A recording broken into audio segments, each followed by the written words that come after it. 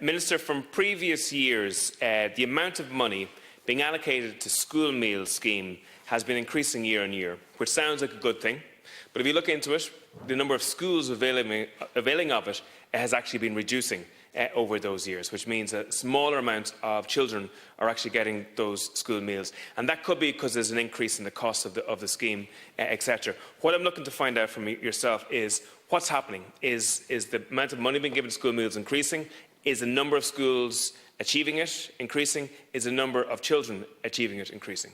In my department, 311 schools were part-financed in 2017, 307 in 2018, 305 schools in 2019, 301 schools in 2020 and 279 schools in 2021.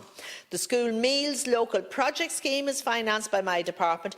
1,463 schools and organisations received funding in 2017 to 2018, 1,461 receiving funding in 2018 to 2019, 1,466 receiving funding in 2019 to 2020 and 1,480 receiving funding in 2021 and 1,361 receiving funding to date for 2021-2022. The total amount of funding made available for the scheme for 2017 was 47.5 million, 2018 was 54 million, 2019 was 57.6 million and 2020 was 61.6 million.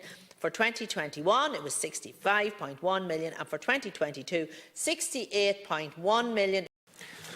So if I'm correct, Minister, it is the case still that the amount of money being given to the scheme is increasing, but the amount of children receiving it, or the amount of schools at least receiving it, is either falling or remaining static, depending on which section that you're actually looking at. So, you know, the key question here is, and we debate in this House very properly the issue of the cost of living increasing right throughout the state.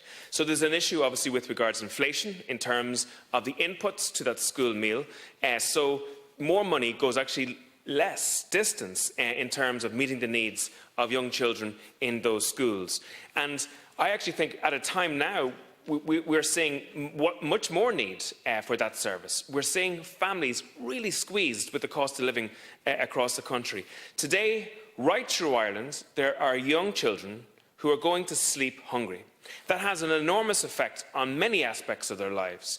Not alone their physical growth, but their mental health and also their ability to participate in education.